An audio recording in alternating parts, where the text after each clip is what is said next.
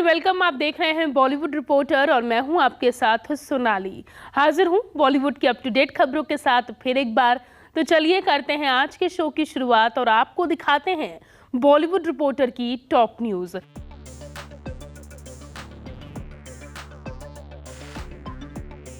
विद्युत ने 4 दिन पहले सेलिब्रेट किया अपना बर्थडे। एक्टर का फैन 1500 किलोमीटर साइकिल चलाकर पहुंचा मिलने।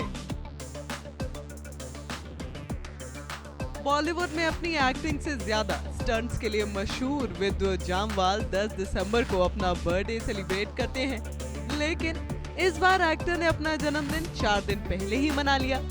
ऐसे में अब आप सोच रहे होंगे कि आखिर 4 दिन पहले जन्मदिन सेलिब्रेट करने का क्या कारण है। तो चलिए इस रिपोर्ट के जरिए हम आपका कंफ्यूजन दूर कर देते हैं। दरअसल आने वाली 10 दिसंबर को विद्युत का बर्थडे है। इसी के चलते उनका एक फैन पानीपत से मुंबई उनको जन्मदिन की बधाई देने के लिए साइकिल से निकल पड़ा। इस जबरा फैन ने पानीपत से मुंबई के बीच लगभग 1500 किलोमीटर का सफर तय किया। यही कारण है कि विद्युत अपने फैन के मुंबई पहुंचने पर 4 दिन पहले ही अपना जन्मदिन सेलिब्रेट कर लिया। इस प्री बर्थडे बैश का आयोजन मुंबई के जुहू इलाके में मौजूद एक रेस्टोरेंट में हुआ।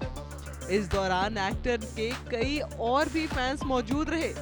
वहीं 1500 किलोमीटर से आए जबरा फैन का अंदाज एकदम जुदा दिखा। विद्युत का टैटू बनवाए हुए फैन ने इस दौरान जमकर स्टंट्स भी किए।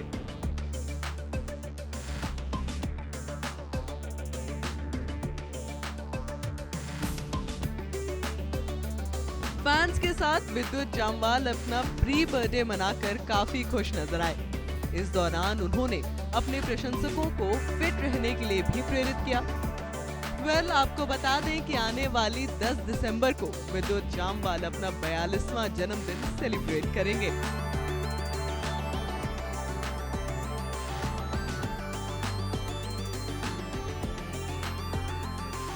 शाहरुख खान के बेटे ने अनाउंस की अपनी फिल्म।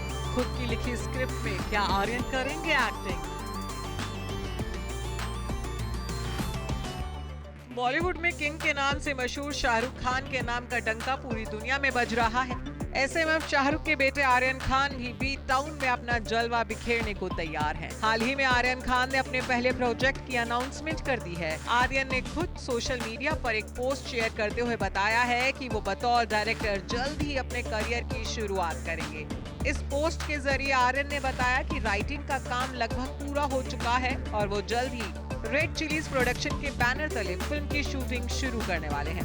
शेयर किए गए फोटो में आप देख सकते हैं कि एक नोटबुक रखी है, उस पर आर्यन खान लिखा हुआ है। आर्यन ने इंस्टाग्राम पर इस फोटो को शेयर करते हुए कैप्शन में लिखा है, राइटिंग कंप्लीट कर दी है, शूटिंग शुरू होने का इंतजार नहीं कर सकता हूँ। हालांकि पोस्ट में कहीं भी आर्यन ने ये रिवील नहीं किया है कि वो किसी फिल्म पर काम कर रहे हैं या कोई वेब सीरीज बनाने वाले हैं। आर्यन के इस पोस्ट से साफ जाहिर हो गया है कि वो अपने डैडी शाहरुख खान के प्रोडक्शन हाउस से फिल्मों में डेब्यू करने जा रहे हैं, लेकिन वो एक्टिंग से नहीं बल्कि डायरेक्टर के तौर पर फिल्म इंडस्ट्री में कदम रखेंगे। इस पोस्ट पर फैंस समेत बी टाउन स्टार्स भी आर्यन खान को बधाई दे रहे हैं और उनका हौसला बढ़ा रहे हैं। आर्यन खान के इस पोस्ट पर एसआरके ने कमेंट करते हुए बेटे को बधाई दी और खूब सारा प्यार लुटाया है। शाहरुख खान ने लिखा है कि वाह, सोचना, भरोसा करना और आखिरकार सपना पूरा हो गया है। अब हिम्मत रखने का वक्त है।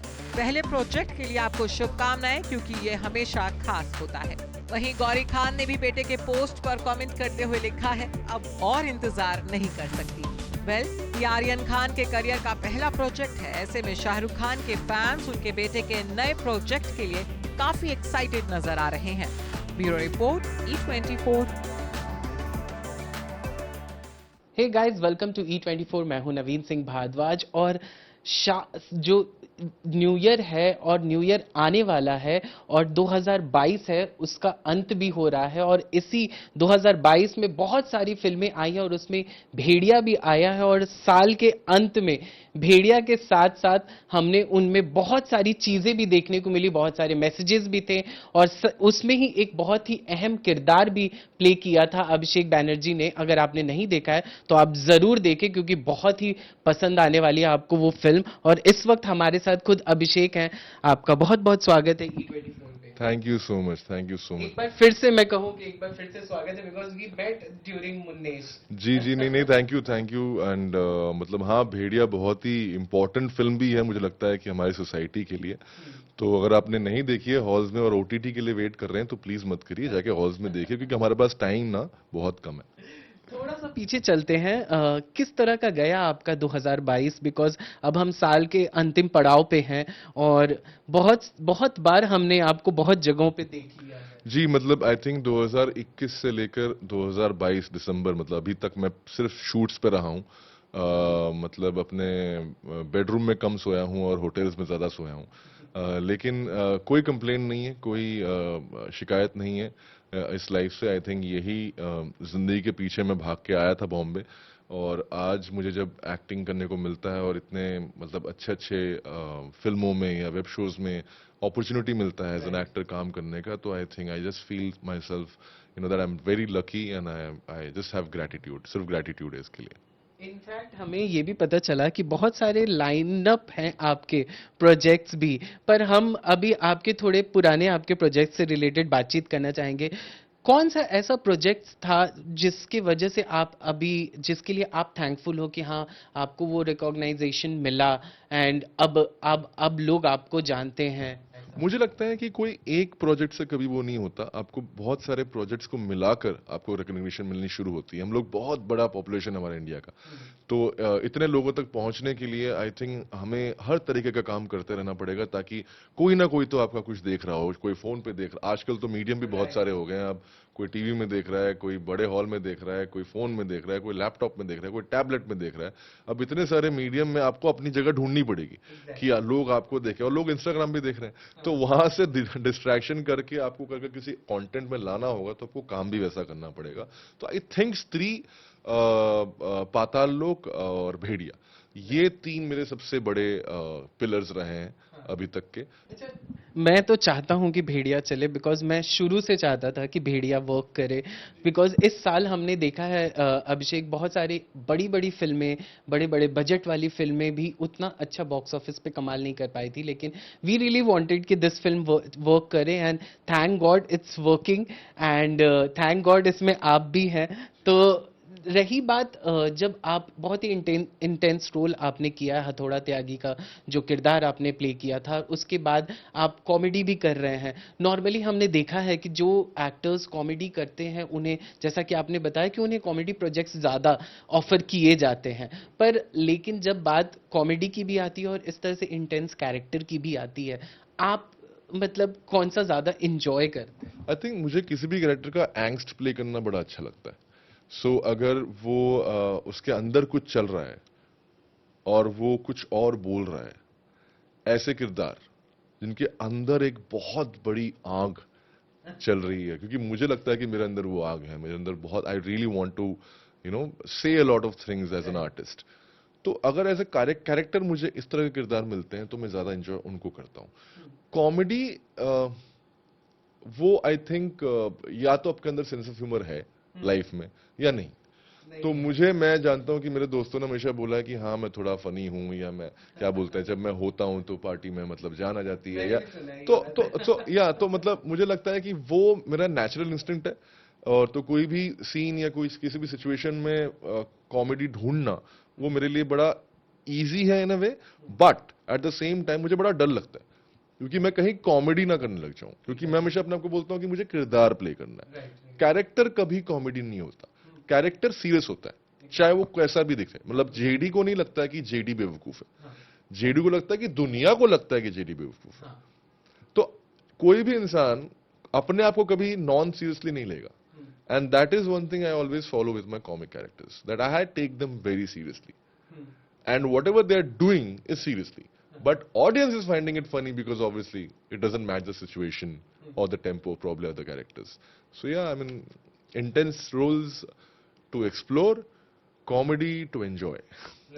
लेकिन अभिषेक, बात जब किरदार की करें, जब आप सेम किरदार उसके नेक्स्ट पार्ट में भी कर रहे हो, जैसे कि हमने आपको स्त्री में देखा था एंड हम आपको भेड़िया में देख रहे हैं एंड अब हम आपको स्त्री 2 में भी देखेंगे, एक वही किरदार फिर एक साल सपोज, क्योंकि हर फिल्म के बीच में गैप होता है, जैसे स्त्री के बाद अब आप प्ले कर रहे हो सेम किरदार, उसके बाद अब स्त्री 2 में दिखने वाले हो, क्या उस किरदार में वापस आने के लिए क्या आपको वक्त लगता है? क्योंकि उसी किरदार में वैसे, बिकॉज ऑडियंस को आपको उस किरदार से प्यार है, अब ऑडियंस चाहेगी कि अरे ये वैसा प्ले नहीं कर रहा जैसा इसने स्त्री 1 में प्ले किया था वैसा, तो क्या आपको उसमें वक्त लगता है ऐसा? आपको जेडी और जना में फर्क दिखा? नहीं, नहीं दिखा। नहीं। थोड़ा फर्क था, हाँ, क्योंकि जना कभी भी किसी और को बुली नहीं करेगा, नहीं करेगा। जेडी बुली कर रहा था। हाँ, ये जो 4 साल ऐड हुए हैं हाँ, वो जना के कैरेक्टर में ऐड हुए हैं, ऐड हुए हैं, राइट राइट। दिल्ली ऐड हुआ है, हाँ, ठीक है, वो दिल्ली की भाषा बोल रहा है। अगर आप स्त्री देखेंगे तो वो वहां पे चंदेरी हाँ, वहां की भाषा बोल रहा था, हाँ। पर यहाँ पे वो भाई क्या कर रहा है भाई, ये जो टोन है जना का कभी था ही नहीं। हम्म। तो ये जो जना से जेडी का सफर था वो एक सफर था That was उसमें। surprise, हाँ? Of course, I mean that the idea was to let the audience know कि it might be Jana. I have worn the same clothes हाँ, in भेड़िया। नहीं, पर सच बता रहे, किसी को उम्मीद नहीं थी। वही तो that's the thing। तो अगर उम्मीद नहीं थी तो मैं जीता, हाँ, क्योंकि अगर उनको पहले से ही जना दिख जाता तो मैं हार जाता। हाँ, तो मेरी जीत यही थी कि मैं उनको कोई दूसरा कैरेक्टर दिखाऊं और उनको फिर भी थोड़ा बहुत शक होता रहे। हाँ, मैंने बोला भी एक सीन में कि मेरे 2 दोस्त थे, उन्होंने मेरा बहुत साथ दिया था, मुझे लोग बैल बनाते थे। Right, अब मुझे याद आ रहा है। मैंने ये भी गाड़ी में बोला है कि भाई दुनिया में कुछ भी हो सकता है, हाँ। ये वो कुछ भी हो सकता है। सो बिकॉज ही बिलीव्स, क्यों जेडी को विश्वास होता है कि कुछ मैजिकल हो रहा है, क्योंकि जेडी ने मैजिकल देखा है 4 साल पहले। तो ये सारी जो डिटेलिंग है वो मेरी अपनी थी, और वो आई थिंक जब मैं अगली बार भी जना करूंगा तो अब ये जना जो जेडी है, जेडी से वापस जना बनेगा। अब इसने एक स्त्री को भी देख लिया, भेड़े को भी देख लिया, तो अब बड़ा मजा आने वाला है कि वो दूसरी फिल्म में स्त्री 2 में किस तरह से पेश आएगा। बहुत ही प्यारी फिल्म है, अन्विता जी ने बहुत ही प्यार से बनाया था। मतलब क्या आपके लिए अभिषेक ऐसे इस तरह के कैरेक्टर रोल एंड एक तरह से जो आपके लिए एक मजबूत रोल भी होता है, लेकिन कैरेक्टर रोल जो जैसे आपने इसमें स्पेशल अपीयरेंस दिया था कला में, तो क्या आप उसे भी मतलब एंजॉय करते हैं while doing these kinds of? मैं कला में और बड़ा रोल करना चाहता था, क्योंकि मैं भेड़िया कर रहा था इसलिए नहीं कर पाया। और अन्विता मैम के साथ तो मतलब उनके साथ मेरा रिश्ता कुछ 4-5 साल 6 साल पहले का है, और इस स्क्रिप्ट के बारे में मुझे पहले से पता था, बुलबुल के बारे में मुझे पहले से पता था, बट अनफॉर्चुनेटली अभी तक हो नहीं पाया कि हम साथ में काम करें। पर हम अब एक दूसरे को ये बोलते रहते हैं कि करेंगे, बहुत जल्द करेंगे। इस फिल्म में जब मैं नहीं कर पाया और फाइनली उन्होंने मुझे फोन किया कि एक डॉक्टर के लिए तू आ सकता है, मैंने कुछ नहीं सोचा, आई जस्ट सेड कि yes I will come just to experience the film makers vibes, you know, उनके दुनिया में जाना। वो आई थिंक मैंने एक दिन की शूट की थी, लेकिन वो एक दिन भी मेरे लिए बड़ा मेमोरेबल है, जो मैंने मैम को बार बार बोला है। लास्टली, क्या आपको जो हथौड़ा त्यागी का किरदार था, उस तरह के अगर किरदार आपको अप्रोच किए जाए तो क्या आप वो भी फिर से वैसा किरदार प्ले करना चाहोगे? अगर कोई उस तरह की राइटिंग या उस तरह का कैरेक्टर बना कर ला सकता है और मतलब चैलेंज कर सकता है कि मतलब that I take up another psycho character, then yeah why not. Like, well, but then I always believe that if I've done Vishal Tyagi and Hathoda Tyagi, I need to challenge myself in a similar space. वो जो कहानी है वो उतनी ही deep होनी पड़ेगी। Exactly. हाँ, वो अगर वो डीप नहीं है तो फिर मुझे मजा नहीं आएगा। But that's a quintessential villain part, which is okay to do, but I mean that's not going to challenge me. That's all. चलिए, बहुत बहुत शुक्रिया अभिषेक हमसे बात करने के लिए, और हम सब इंतजार कर रहे हैं, आपके जितने भी अभी पाइपलाइन में हैं उसका वेट कर रहे हैं कि आप बहुत ही जल्द हमें बैक टू बैक इंटरव्यूज दें। Thank you so much once again, आपसे बात करके बहुत अच्छा लगा। कैमरा पर्सन संजय के साथ नवीन सिंह भारद्वाज, E24 मुंबई।